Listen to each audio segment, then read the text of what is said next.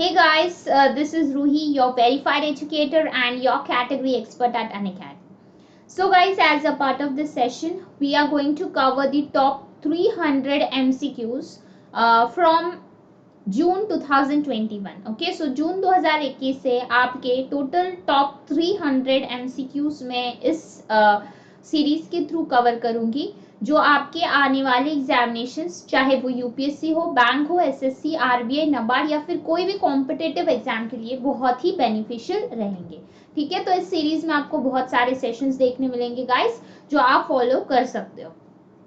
ठीक है, तो these are my comprehensive courses.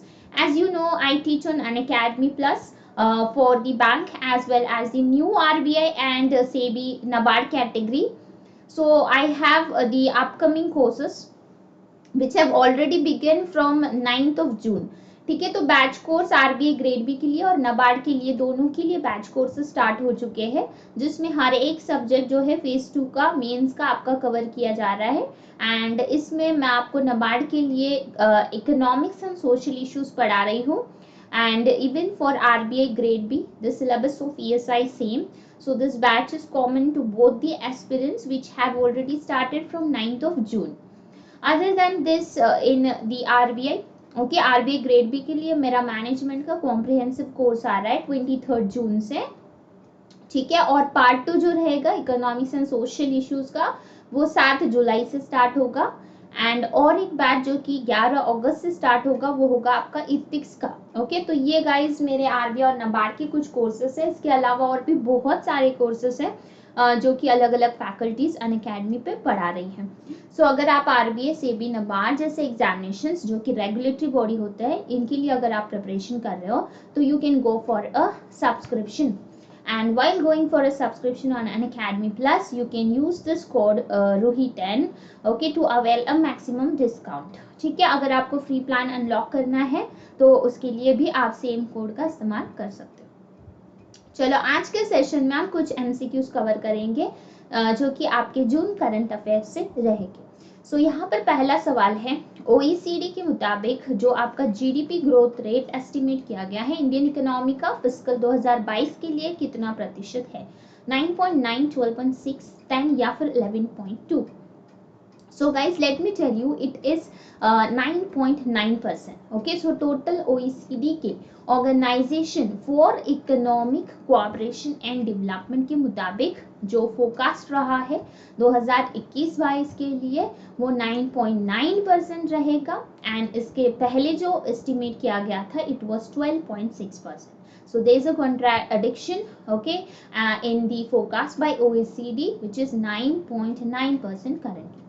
The next question here is, इनमें से कौन से स्टेट ने एक city wide sewage surveillance system को इंट्रोड्यूस किया है, which will help officials track the virus at an early stage? ठीक है, सो वायरस, कोविड-19 वायरस को अर्ली स्टेज पे ट्रैक करने के लिए ये सिस्टम बनाया गया है कर्नाटका द्वारा. बहुत ही इंपॉर्टेंट है गाइस, यहाँ पे कर्नाटका का इनिशिएटिव रहा है. Due to the increase in the number of कोविड-19 cases, government of Karnataka is introducing a sewage surveillance system in Bangalore. So Bangalore city में इंडिया का पहला इनिशिएटिव रहेगा ये, जो कि सर्वेलेंस का काम करेगा. कोविड-19 वायरस को अर्ली स्टेज में डिटेक्ट करेगा. इवन असिम्टोमेटिक इंडिविजुअल्स जो है, जिनको कोई भी तरीके का सिम्टम नहीं है, उनको भी डिटेक्ट करने का काम ये सिस्टम के थ्रू किया जाएगा. तो एग्जैक्टली आपको याद रखना है, बैंगलोर इसे डेवलप कर रहा है. अगला सवाल है, group of ministers has been constituted by GST Council to examine the GST exemption on COVID-19 relief materials. Who is the chairperson of this panel? So यहाँ पे GOM constitute किया गया है GST Council द्वारा. So यहाँ GST जो आपका लग रहा है, so कौन से materials पे GST exemption दिया गया है? COVID-19 relief materials. So ये पैनल बनाया गया था, इसके हेड या फिर चेयरपर्सन कौन है? So yes guys, the correct answer is Meghalaya. Okay, Meghalaya के चीफ मिनिस्टर है कोनराड सांगमा, जिनके द्वारा इस कमिटी को हेड किया जा रहा है. ये 8 मेंबर का पैनल है. ओके, 8 मेंबर मिनिस्टेरियल पैनल है, which is headed by Conrad K Sangma. So GST Council has constituted this group of ministers to examine GST exemptions on a range of COVID-19 relief materials such as vaccines, drug testing kits and ventilators. So ये सारे items पे जो है GST exam किया जा रहा है okay कोविड-19 relief measures के तहत।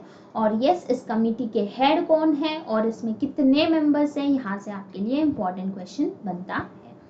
अगला सवाल है, हाल ही में गवर्नमेंट हैज इंट्रोड्यूस्ड और announced scheme to provide pension for dependents of Covid victims. The dependent family members of such persons will be entitled to the benefit of pension equivalent to how much percent of the average daily wage drawn by the worker as per the existing norms. So here, as per the existing norms, the average daily wage drawn by the worker is 90%. अब government ने ये announcement, ये घोषणा की है कि हाँ, string of measures including a pension for dependents of those having lost their lives due to कोविड-19। ओके, सो कोविड-19 के कारण जिनका भी जिनके भी फैमिली में निधन हुआ है, okay, they have lost their lives due to the death, so this scheme is introduced in the form of pension for those dependants of those having lost their lives due to COVID-19, among other benefits for their families who lost their earning members due to the pandemic. So for such people, the dependent family members will be entitled to benefit a pension equivalent to 90% as per the existing norms. Next question. Who has been appointed as the new DG, Director General of National Investigation Agency, NIA के नए director general का नाम क्या है? समन गोयल, अरविंद कुमार, सुबोध कुमार जायसवाल या फिर Kuldeep Singh? Yes guys, the answer is Kuldeep Singh. Kuldeep Singh की हाल ही में अपॉइंटमेंट हुई है as the new director general of national investigation agency. Ministry of home affairs द्वारा ओके इनकी अपॉइंटमेंट की गई है, इनको एडिशनल चार्ज दिया गया है डायरेक्टर जनरल का। So he is the central reserve police force director general Kuldeep Singh. Next question, recently which ministry formed a panel to define offences of speech expression? Ministry of rural development, finance, defence या फिर home affairs? So yes, this basically this panel is formed to define the offences of speech or expression by the Ministry of Home Affairs. ठीक है, सो एक panel constitute किया गया है union home ministry द्वारा to suggest reforms to the British era Indian penal code IPC, okay, IPC to propose a separate section on offences relating to speech and expression. So speech और expression से related एक separate section constitute करने के लिए यहाँ पर IPC में कुछ रिफॉर्म्स ये पैनल सजेस्ट करेगा, जो union ministry of home affairs इसमें रिफॉर्म्स जो है सजेस्ट करेगी। Every year 1st of June is dedicated to celebrate which of these days? हर साल 1 जून को हम मनाते हैं वर्ल्ड मिल्क डे। यस, हर साल वर्ल्ड मिल्क डे ऑब्जर्व किया जाता है 1 जून को। याद रखना है guys, to recognise the importance of milk as a global food. Very importantly, milk को ग्लोबल फूड recognize करने के लिए and to provide an opportunity to bring attention to the activities that are connected with the dairy sector. So as you know, okay, it is a very important food and it connects so much with our dairy sector. So to bring an attention about of the people towards the importance of milk, every year we mark this day as World Milk Day. अगला सवाल है हमारा, इसका theme आपको बताना है 2021 के लिए। सो हर साल अलग थीम होता है गाइस, तो इस साल का जो थीम रहा है वर्ल्ड मिल्क डे के लिए, it is sustainability in the dairy sector. Next question, which cryptocurrency launched a digital lending platform where investors can lend their coins to cryptocurrency exchange? So यहाँ पर बेसिकली गाइस कौन सा crypto exchange launch किया गया है जहां पर investors okay अपने कॉइन्स लेंड कर सकते हैं to cryptocurrency exchange? So the name of this crypto exchange is ZebPay. Okay, so ZebPay has been launched. Okay, it has launched a lending platform where the investors can lend their coins to the cryptocurrency exchange and they can thus earn returns depending on the token and the time period it is loaned for. तो यहाँ पे इस coins को land करके ZebPay platform पर एक अच्छा खासा रिटर्न जो है अर्न किया जा सकता है. So lending facility will be available in two forms. दो ऑप्शंस रखे गए हैं, ओपन टर्म और fix term loan facility under this initiative. So याद रखना है आपको कौन सा क्रिप्टो एक्सचेंज है ये, ZebPay ये है. ओके, और ZebPay के लिए दो ऑप्शंस अवेलेबल है, open term and fixed term. The next question is when is UN recognized Global Day of Parents celebrated globally? Very important. UN Global Day of Parents हर साल मनाता है 1 जून को. ओके, सो 1 जून को वर्ल्ड मिल्क डे भी मनाया जाता है और global day of parents. Okay, global day of parents. So जो हमारे पेरेंट्स है वो कितना सेल्फलेस कमिटमेंट, कितनी सारी सैक्रिफाइसेस जो अपने बच्चों के लिए करते हैं, उनको अप्रिशिएट करना, उनको ट्रिब्यूट देते हुए हर साल जो है ग्लोबल ये दिन मनाया जाता है जून 1 को. And this day was proclaimed by United Nations in 2012. Very very important guys. Okay, इस टाइप का क्वेश्चन आपको बन सकता है कि इसे ऑफिशियली कौन रिकॉग्नाइज करता है. तो यूनाइटेड नेशंस ने 2012 में इस दिन को officially global day of parents recognise किया हुआ है. इसका जो थीम रहा है 2021 के लिए it is appreciate all parents throughout the world. Okay, so काफी इंपॉर्टेंट है, very simple to recognise, appreciate the contribution okay of all parents throughout the world. Who topped the minimum qualification score section of 50 metre rifle prone event? Okay, 50 metre rifle prone event में किसने top किया है? Minimum qualification score with the minimum qualification score, Tejaswini Sawant. Okay, she has topped okay in the European shooting championship which was held in Croatia. Croatia में हुए European shooting championship में तेजस्विनी सावंत ने top किया है. Okay, and she has topped the minimum qualification score section of 50 metre rifle prone event. Next question, Pooja Rani who has recently won the gold medal for India in which sports? किस sports के लिए पूजा रानी ने gold medal जीता है? तो yes, आपका correct answer है boxing के लिए. ओके, तो याद रखना है इंडिया की पूजा रानी ने गोल्ड मेडल 75 kg में जीता हुआ है. In 75 kg women's middle category final में 2021 एशियन एमेच्योर बॉक्सिंग चैंपियनशिप जो कि दुबई में हुई थी, इसमें गोल्ड मेडल हासिल करने वाली महिला पूजा रानी है. She is the alone Indian women boxer to strike gold at this Asian championships. Very very important guys, यहाँ से आपको वेन्यू पूछा जा सकता है, कैटेगरी पूछी जा सकती है 75 kg में और कौन सा मेडल हासिल किया है, तो गोल्ड मेडल इन्होंने जीता हुआ है. Who clinched the Belgrade Open title? 2021 के लिए बेलग्रेड ओपन टाइटल विजेता रहे हैं Novak Djokovic. Okay, so guys, tennis के वर्ल्ड नंबर 1 नोवाक जोकोविक ने बेलग्रेड ओपन टाइटल जीता हुआ है after defeating Slovakia's Alex Molcan in Serbia. Very important, कई बार आपसे डिफिकल्ट क्वेश्चन के तौर पे क्वेश्चन बन सकता है कि इन्होंने किसे डिफीट करते हुए बेलग्रेड ओपन टाइटल जीता हुआ है. So after defeating Slovakia's Alex Molcan, okay, Alex Molcan को डिफीट करते हुए नोवाक जोकोविक विजेता बने हुए हैं. Who is the author of the book Languages of Earth Essays 2003 to 2020?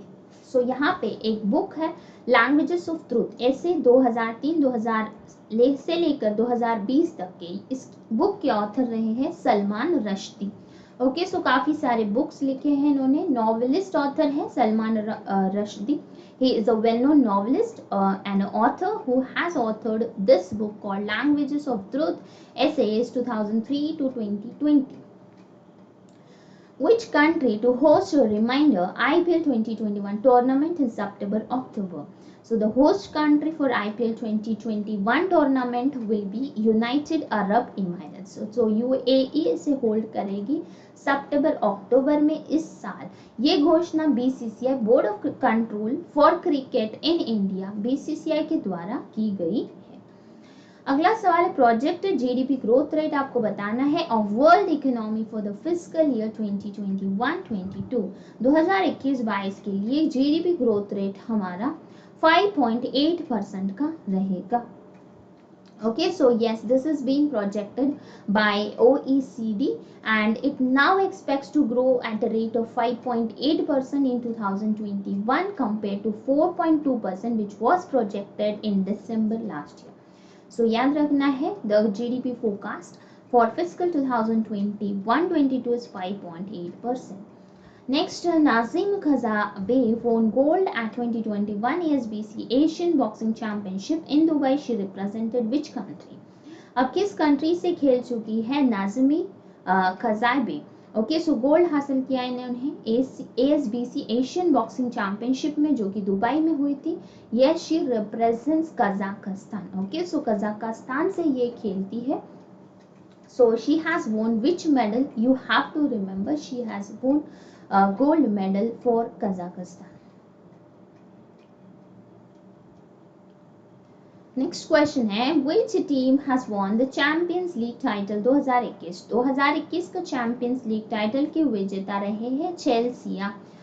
Okay, the next question, which Bollywood star has received a golden visa for the UAE United Arab Emirates के लिए golden visa हासिल किया है संजय दत्त ने. So very importantly, okay, important question है, Bollywood star Sanjay Dutt has received golden visa for UAE. Next, कौन सा organisation ने नियर आइसोथर्मल फॉर्जिंग टेक्नोलॉजी को डेवलप किया है for aero engines? So aero engines के लिए टेक्नोलॉजी डेवलप की है defence research development organisation DRDO ने अनाउंसमेंट की है कि वो एक मॉडस्ट स्टेप ले रहे हैं towards achieving ultimate aeronautical challenge. Okay, and yes, with this challenge basically DRDO is set to develop a near isothermal forging technology for the aero engines. Okay, so your answer is DRDO here. Next question है कौन सा organisation ने nano urea को launch किया है in the market? Okay, so basically it is set to launch nano urea in the market for the next month. So yes, the correct answer is IFFCO. IFFCO का full form है Indian Farmers Fertilizer Cooperative which will launch nano urea in the market in the next month.